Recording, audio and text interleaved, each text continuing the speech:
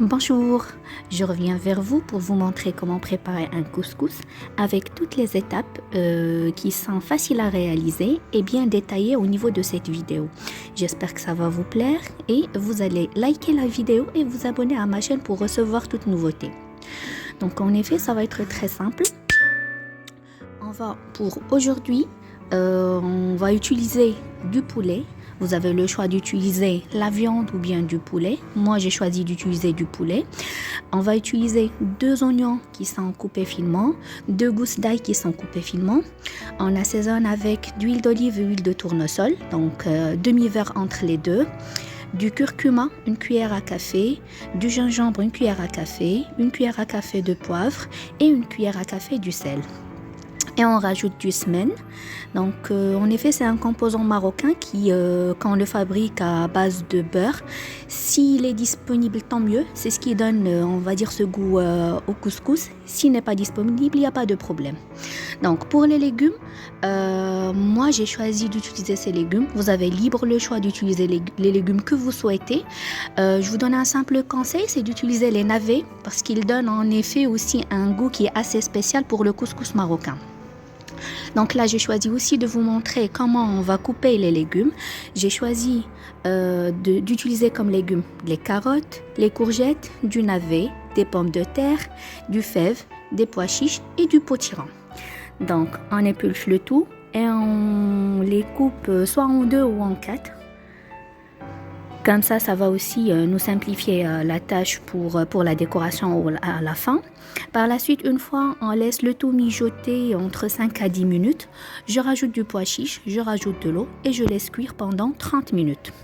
Là, je vais préparer en effet la semoule. Donc, j'ai choisi d'utiliser, on va dire, 350 grammes de semoule. Donc, c'était uniquement pour 2 personnes. Je vais essayer de toucher toutes les graines de semoule avec de l'huile. Comme ça, pour éviter que ça se colle lorsque je le cuis. Je le laisse cuire pendant 20 minutes. Là, en revanche, je vais rajouter la première partie des légumes. Donc, ce sont les légumes qui nécessitent plus de cuisson, notamment les carottes et les navets. Je rajoute de l'eau et je mets ma semoule pour cuisson. Là, une fois la semoule est cuite pendant 20 minutes, donc je vais utiliser un petit peu d'eau scellée et j'essaie encore une fois de toucher toutes les graines avec de l'eau et d'éviter à ce que j'ai des graines qui se rassemblent. Je remets le tout dans mon couscoussier et je rajoute un petit peu d'eau.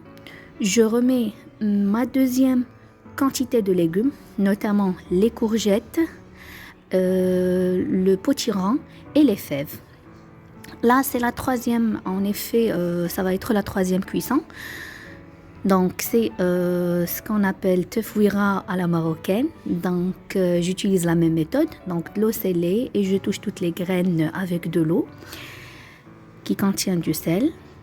Et comme vous constatez, la semoule commence à doubler de volume. Donc, une fois c'est bon, j'essaie de tout toucher avec de l'eau. Donc, une fois c'est bon, je remets en mon couscoussier. Et je remets pour cuisson pour la toute dernière fois.